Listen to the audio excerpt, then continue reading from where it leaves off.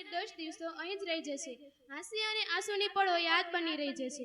વિદાય લેતા આજે મન કહે છે કે એક વાત, કે શાળા તો હંમેશા મારી ઓળખ બની રહેશે. હવે પ્રતિભાવ લઈને આવશે ભોજાણી વૈશાલીબેન. માનનીય આચાર્ય શ્રી, ગુરુજનો તથા મારા વાલા વિદ્યાર્થી ભાઈઓ અને બહેનો, આજે આપણે અહીં ધોરણ 12 અને ધોરણ 10 ના વિદાય સમારંભ માટે એકત્ર થયા છીએ. અહીં આજે આ શાળામાં હતા ત્યારે લાગતું કે ક્યારે છુટકારો મળશે આ જેલમાંથી. આ શાળામાં હતા ત્યારે લાગતું કે ક્યારે છુટકારો મળશે આ જેલમાંથી, પણ હવે થાય છે એ જેલ નથી પરંતુ સ્વર્ગ હતું.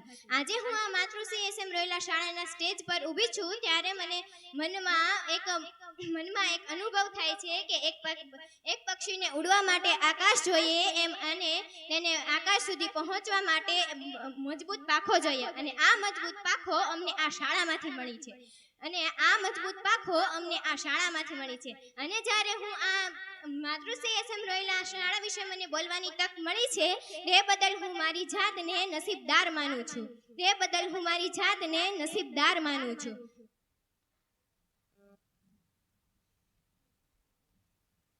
અહીંના શિક્ષકોમાં હું કહું તો અલ્પેશના ફંક્શન અને રાજલબેનના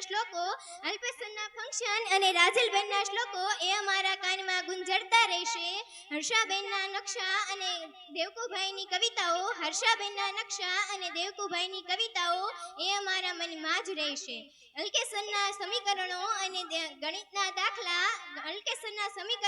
અને એનસી સરના ગણિતના દાખલા એ અમારા આંખોમાં જ રહેશે.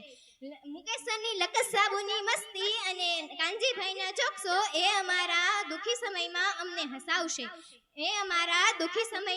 હસાવશે. તો બસ અંતમાં હું એટલું જ કહીશ કે મંજિલ તો મળી જશે ભટકતા જ,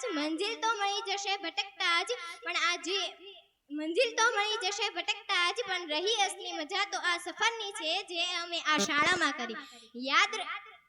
યાદોના પાના પર લખ્યું અમે તમારું નામ, પણ યાદોના પાના પર લખ્યું અમે તમારું નામ, પણ